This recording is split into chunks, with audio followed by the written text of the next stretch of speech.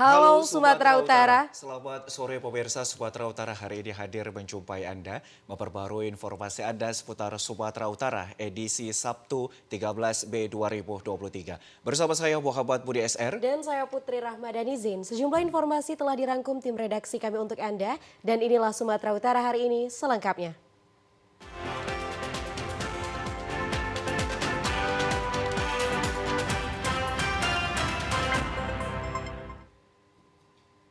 Pemirsa, petugas Satuan Reserse Narkoba Polrestabes Medan meringkus seorang wanita muda di Kota Medan, Sumatera Utara. Dirinya ditangkap petugas saat hendak mengedarkan 2,5 kg narkotika jenis sabu. Untuk mengelabuhi petugas, pelaku menyimpan narkoba tersebut ke dalam speaker atau pengeras suara. Rekaman video amatir ini menerangkan petugas Satres Narkoba Polrestabes Medan membongkar sebuah pengeras suara tempat pelaku menyimpan narkotika jenis sabu seberat 2,2 kg di rumahnya yang terletak di kawasan Gatot Subroto, Medan. Penggeledahan rumah pelaku dilakukan setelah sebelumnya pelaku yang merupakan seorang wanita muda ini ditangkap ketika hendak mengedarkan narkoba di kawasan Medan Sunggal. Saat ditangkap, petugas menemukan narkoba jenis sabu seberat 300 gram sehingga total narkoba keseluruhan yang disita dari pelaku seluruhnya seberat 2,5 kg. Petugas diduga merupakan bagian dari sindikat narkoba jaringan internasional dan diketahui sudah berulang kali mengedarkan narkoba di wilayah Kota Medan. Wakasat Narkoba Polrestabes Medan Kompol Adrian Rizky Lubis menyebut pihaknya kini tengah memburu pemasok narkoba kepada pelaku yang identitasnya sudah diketahui. Pelaku sendiri diketahui nekat menjadi pengedar narkoba karena tergiur dengan keuntungan besar yang didapatkan. Itu tersangka RA tidak mengakui adanya barang bukti lainnya di rumah RA tersebut. Nah, namun karena kejelian dari anggota kita berhasil menemukan lagi sabu yang di dalam speaker di dalam kamarnya. Nah, itu sebanyak 2,2 kg. Tersangka ini perannya sebagai pengedar.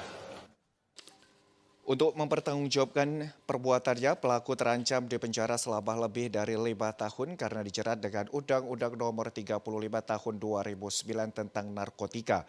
Hingga kini polisi masih memburu para pelaku narkoba lainnya yang disinyalir terhubung dengan jaringan ini.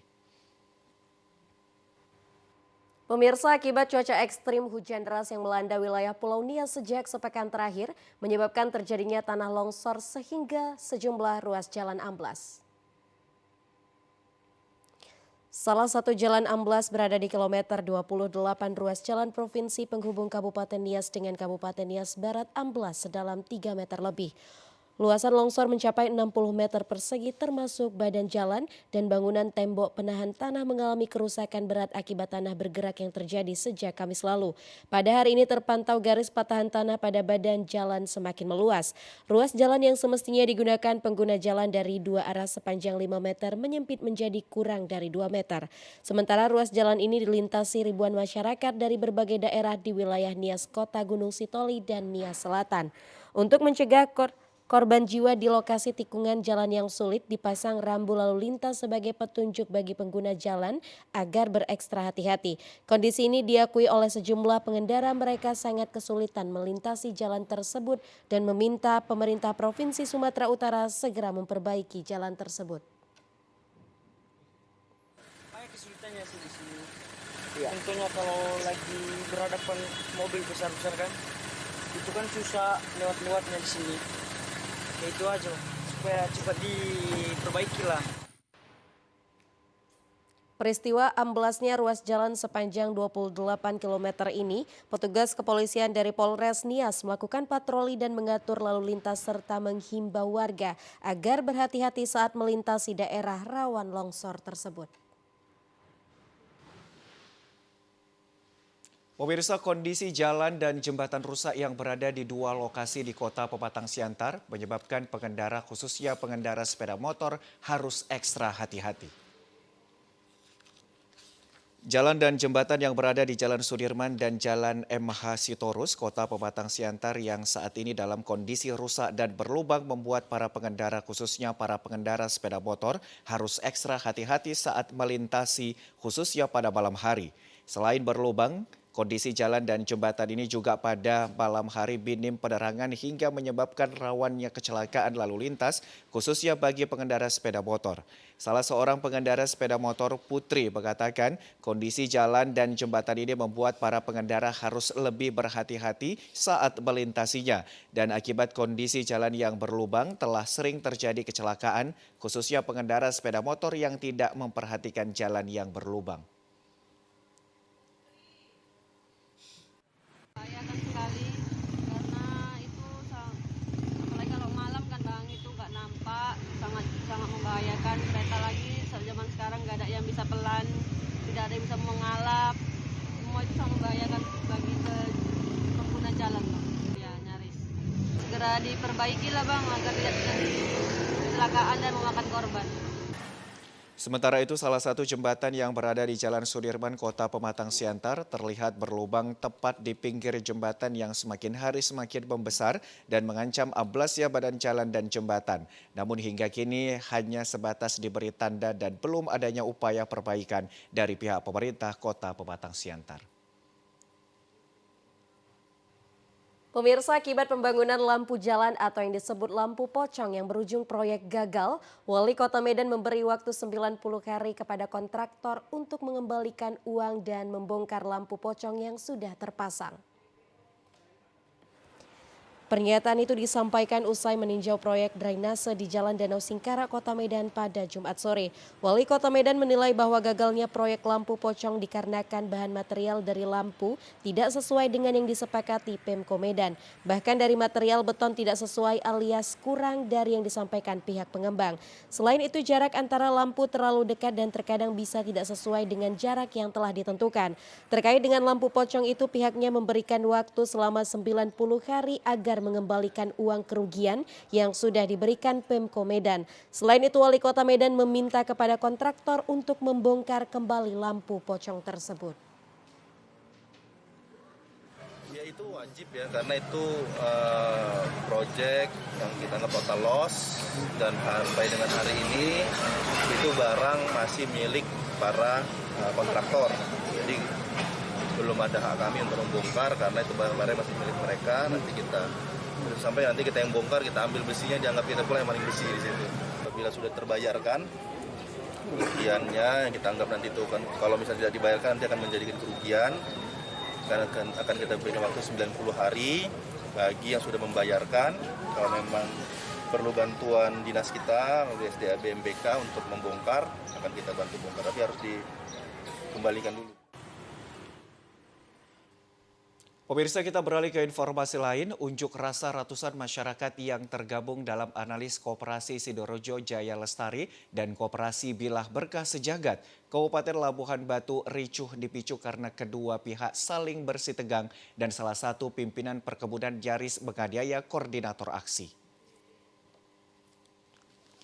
Masyarakat yang tergabung dalam kelompok koperasi menuntut agar perusahaan perkebunan kelapa sawit PT DLI Kebun Wonosari dan Kebun C Deras agar segera merealisasikan dan memberikan kewajiban perusahaan untuk mengeluarkan plasma kepada masyarakat sekitar 20% dari HGU sesuai perundang-undangan.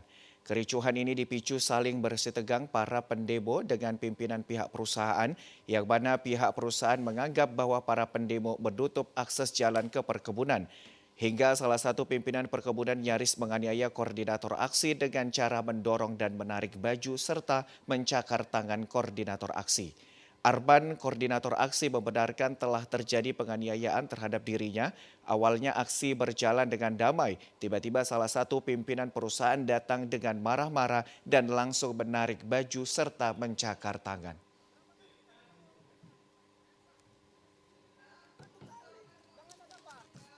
Hari ini kami dari aliansi Koperasi Sidorojo Jaya Lestari juga Koperasi Bilah Berkah Sejagat menyampaikan aspirasi. Namun kita sayangkan pada hari ini yang dilakukan adalah kami dianiaya di sini. Salah satu korlap saya sendiri, saya dianiaya, ini buktinya. Ya, jadi hari ini tujuan kami mau visum dulu, kami lihat dulu, kami jalur hukum. Terima kasih. Mungkin itu saja. Atas kejadian ini, pihak pendemo akan membuat pengaduan ke pihak kepolisian tentang penganiayaan yang dialami dan akan kembali melakukan aksi sampai tuntutan dikabulkan. Karena melaju dengan kecepatan tinggi sehingga hilang kendali, satu unit mobil angkutan kota jurusan Tarutung Pansur Napitu mengalami kecelakaan tunggal. 8 orang siswa STM Pansur Napitu mengalami luka-luka. Evakuasi korban dilakukan setelah satu unit mobil angkutan kota mengalami kecelakaan tunggal yang terjadi di Jalan Lintas Sumatera Tarutung Sipirok, tepatnya di Desa Lumban Siagian Jai, Kecamatan Siatas Barita Tapanuli Utara kemarin.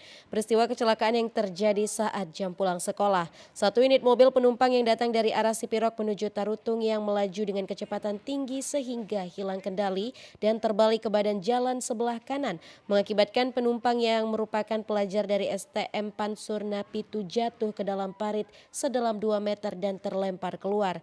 Dengan dibantu warga, satu orang pengemudi bernama Jerry Pangabean serta 8 orang penumpang lainnya yang mengalami luka-luka kemudian dievakuasi ke Rumah Sakit Umum Tarutung untuk mendapatkan perawatan medis.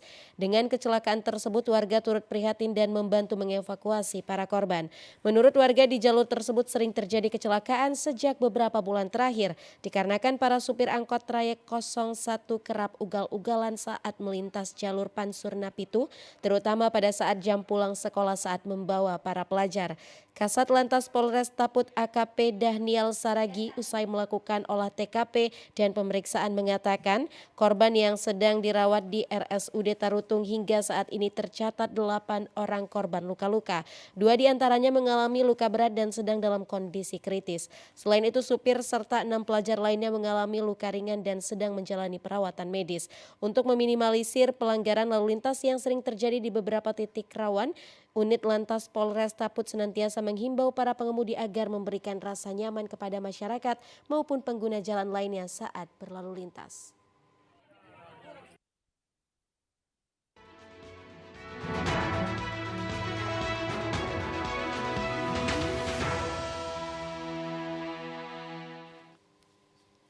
Pemirsa, berbagai cara dilakukan partai untuk mencari simpati masyarakat seperti Partai P3 Deli Serdang dengan menunggangi kuda saat mendaftarkan partai dan bacaleknya ke KPUD Deli Serdang.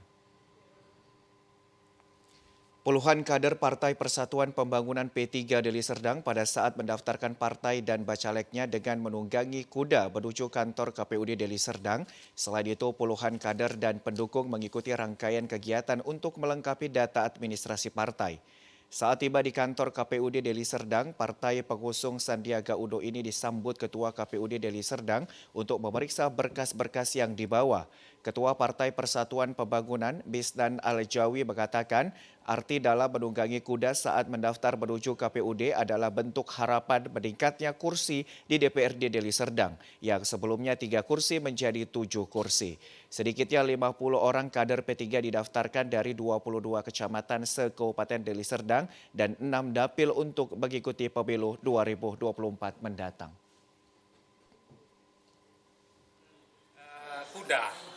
Kuda ini sesungguhnya melambangkan bahwa ketika pemilu 2024, P3 itu punya target 7 kursi. Yang hari ini 3 kursi, target kami 7 kursi. Makanya kita gunakan kuda, simbolnya itu ketika kita naik ke kuda, insya Allah 2024 suara P3 naik dari 3 kursi menjadi 7 kursi. Yang kemarin 58.000, insya Allah target kami paling tidak 80.000. Ketua KPUD Deli Serdang, Syahrial Effendi, mengatakan saat ini seluruh berkas partai yang sudah mendaftar dan dinyatakan lulus verifikasi faktual dan administrasi. Sampai sekarang sudah ada 4 partai yang menghantarkan bacaleknya untuk didaftarkan di KPU Serdang. Pertama itu yang mendaftar ada Partai PDI Perjuangan, kemudian siangnya itu Partai Nasdem, dan hari ini tadi pagi Partai PKS, dan baru selesai ini dihantarkan dari P3. Dari yang 4 ini sudah, jadi kenapa? Karena langsung kita beri berita acara diterima berkas administrasi. Sejak dibukanya pendaftaran Bacalek di KPUD Deli Serdang pada 1B hingga 14B 2023, hingga saat ini baru 5 partai yang mendaftar ke KPU dari 18 partai peserta pemilu 2024. Di hari ke-12 pendaftaran bakal caleg di KPU Serdang Bedagai, hanya 2 partai dan diharapkan masing-masing partai politik segera mendaftar sebelum habis batas waktu hingga 14 Mei 2023 pukul 23:59 waktu Indonesia Barat. Hal tersebut disampaikan Komisioner KPU Sergai Ardian Syah Hasibuan di sela kegiatannya saat proses tahapan pelaksanaan pendaftaran Bacalek dari partai politik. Memasuki hari ke-12 tahapan pendaftaran Bacalek tercatat Partai PDIP dan Nasdem yang mendaftarkan di KPU Sergai. Dalam proses pendaftaran, kedua partai tersebut langsung diterima dengan terlebih dahulu dilakukan pencocokan data di aplikasi Silon. Sementara tahapan selanjutnya akan dilakukan verifikasi administrasi. Komisioner KPU Sergai Ardian Syah menambahkan, jika pada verifikasi administrasi terdapat kekurangan, maka partai politik dapat memperbaiki sampai tanggal 14 Mei hingga pukul 23:59. Jika masih belum lengkap, partai politik berkesempatan untuk dapat merevisi hingga batas waktu yang telah ditentukan. Saat ini KPU Sergai terus berkoordinasi terhadap partai politik mengenai jadwal kedatangan ke kantor KPU terkait pendaftaran bakal calegnya.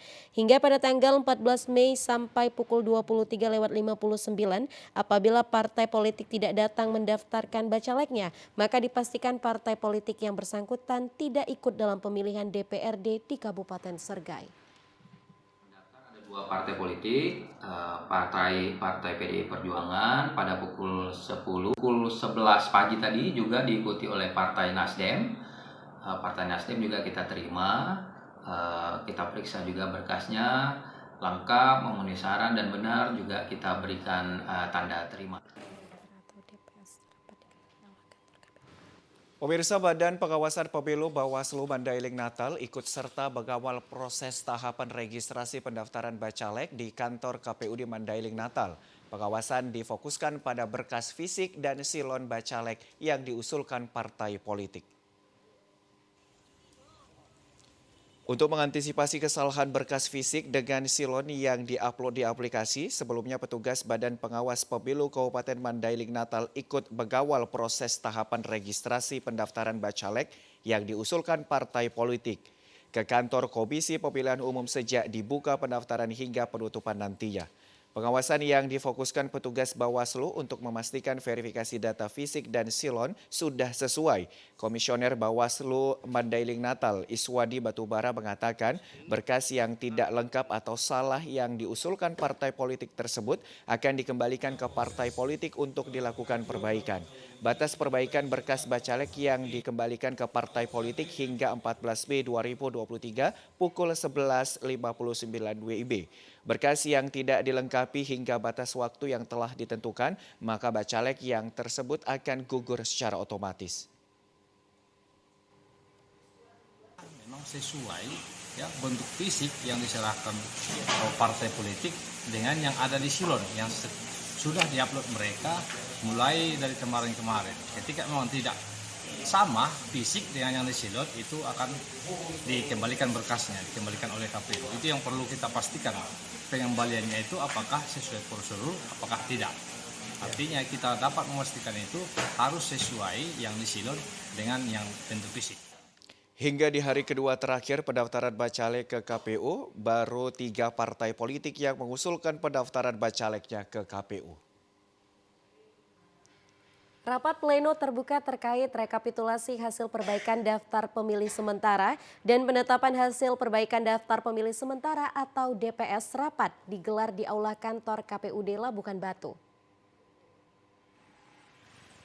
Dalam rapat pleno ini turut dihadiri sejumlah stakeholder terkait, baik dari pemerintahan setempat, Bawaslu, perwakilan partai politik dan PPK di 9 kecamatan se-Kabupaten Labuhan Batu, yang mana rapat pleno rekapitulasi ini melakukan rekap hasil perbaikan DPS dari PPK Labuhan Batu. Dalam pembahasannya, Ketua KPU Labuhan Batu menjelaskan terkait daftar pemilih sementara, ini datanya masih terus bergerak dan dilakukan terus-menerus perbaikan. Komisioner KPU Labuhan Batu Ripai mengatakan mengatakan setelah dibahas dan menetapkan DPS nantinya akan diumumkan kembali agar mendapatkan tanggapan dan masukan dari masyarakat. Pihaknya pun berharap agar seluruh masyarakat yang memenuhi syarat berhak menggunakan hak pilihnya pada pemilihan umum tahun 2024 mendatang. Kemudian setelah kita melakukan rekapitulasi, kita nanti akan menetapkan DPS HP ini. Selanjutnya nanti akan kita umumkan kembali sehingga mendapat tanggapan dan masukan masyarakat.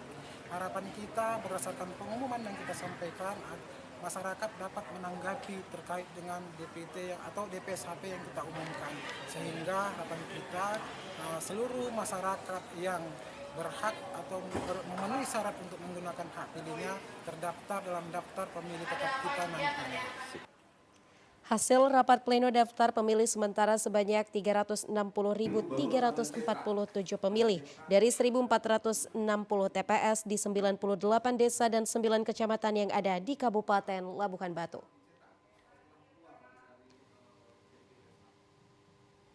Pemirsa, informasi lainnya akan kami hadirkan sesaat lagi. Tetaplah bersama kami di Sumatera Utara hari ini.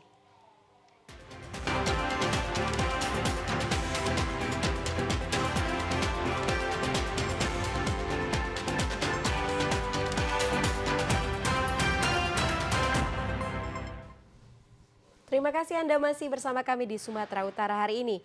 Untuk pemenuhan kebutuhan benih padi unggul, pemerintah Kabupaten Karo melalui Dinas Pertanian memfasilitasi program penyediaan dan pengembangan sarana penangkaran benih padi varietas unggul untuk memperdayakan dan kemandirian para petani.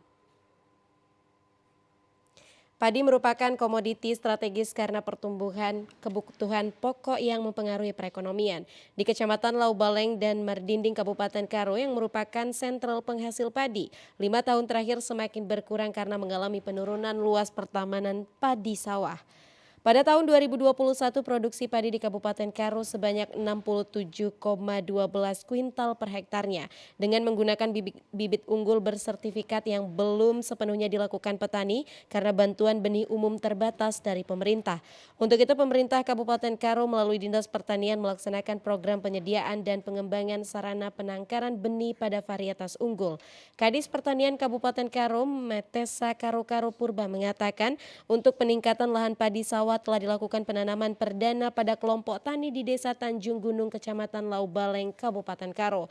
Dengan dimonitoring petugas penyuluh penangkaran benih unggul berhasil cukup baik. Pada panen perdana dari 6 hektar lahan menghasilkan 4 ton benih padi bermutu atau bersertifikat. 2 ton benih non bersertifikat dapat menjadi padi konsumsi. Diperkirakan benih unggul tersebut selanjutnya dapat ditanam di lahan seluas 860 hektar. Dengan asumsi pengurangan 11%, maka 25 kg benih padi unggul per hektarnya. Program ini akan dilaksanakan secara berkelanjutan kepada kelompok tani lainnya. Dengan memberikan manfaat lebih luas untuk peningkatan produksi baik kuantitas maupun kualitas yang berdaya saing guna mewujudkan ketahanan pangan. Penangkaran benih padi unggul ini merupakan upaya alih teknologi serta pengembangan inovasi baru untuk merubah pola pikir petani menjadi lebih produktif dan menjadi petani mandiri benih serta mensuplai benih varietas padi unggul. Pemirsa, pemerintah Desa Sugihan dan Kecamatan Dolat Raya Kabupaten Karo membuat program kursus bahasa Inggris gratis guna memotivasi semangat belajar dan meningkatkan wawasan SDM dan masa depan anak pedesaan. Belajar bahasa Inggris penting mulai dari sejak dini, namun anak-anak di pedesaan terbentur dengan jarak dan biaya untuk kursus di kota. Untuk itu pemerintah Desa Sugihan bersama Kecamatan Dolat Rakyat Kabupaten Karo memberikan kursus bahasa Inggris gratis untuk anak-anak desa. Antusiasme puluhan anak mengikuti kursus ini dengan kelompok belajar sesuai tingkatan kelas masing-masing. Mendapat sambutan baik, maka Kepala Desa Sugihan dan Camat Dolat Rakyat membuat program bimbingan belajar ini seminggu 2 kali dengan memanfaatkan para pengajar yang juga warga Desa Sugihan. Camat Dolat Rakyat juga menyempatkan diri di sela waktunya setelah pulang bekerja mengajar anak desa Sugihen. Camat yang lulusan IPDN dan beasiswa S2 ID memberikan motivasi anak desa untuk berprestasi dan berpeluang beasiswa sampai ke perguruan tinggi. Demikian juga Kepala Desa Sugihen Komando Kemit mengatakan kegiatan kursus ini merupakan program desa meningkatkan SDM masyarakat serta pendidikan anak. Dirinya berharap kegiatan ini dapat memberikan manfaat dan meningkatkan wawasan serta peluang masa depan anak-anak di Desa Sugihen. Kami dari pemerintah Desa Sugihen agar anak-anak dididik sebagai bahasa Inggris biar jadi harapan bangsa. Itulah harapan kami dari pemerintah Desa Sugihen. Kita tinggal di desa tidak mau kalah sama anak-anak kota, gitulah.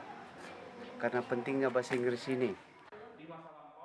Seorang pengajar Anggri Hutasoid mengatakan program ini mengajak anak-anak untuk belajar dengan mudah, asik dan menyenangkan.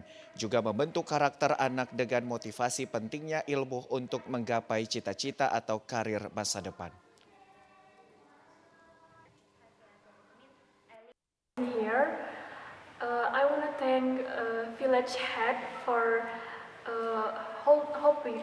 opening or giving us opportunity to study here for free, and I want to thank the sub-district government atau Camat Dolat Rakyat untuk mengadakan les bahasa Inggris di tempat ini.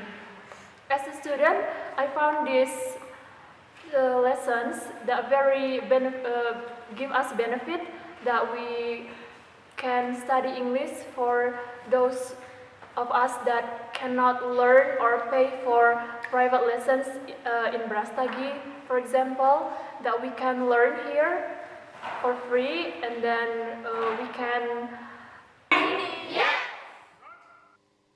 Ya pemirsa, berikut informasi perakiraan cuaca di sejumlah daerah di Sumatera Utara dari Badan Meteorologi, Klimatologi, dan Geofisika Wilayah 1 Medan pada hari Minggu 14 Mei 2023.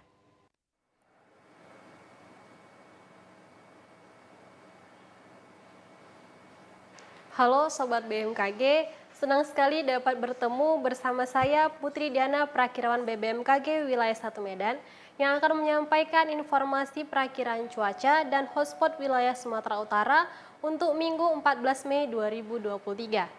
Pada pagi hari cuaca diperkirakan berawan untuk wilayah Sumatera Utara.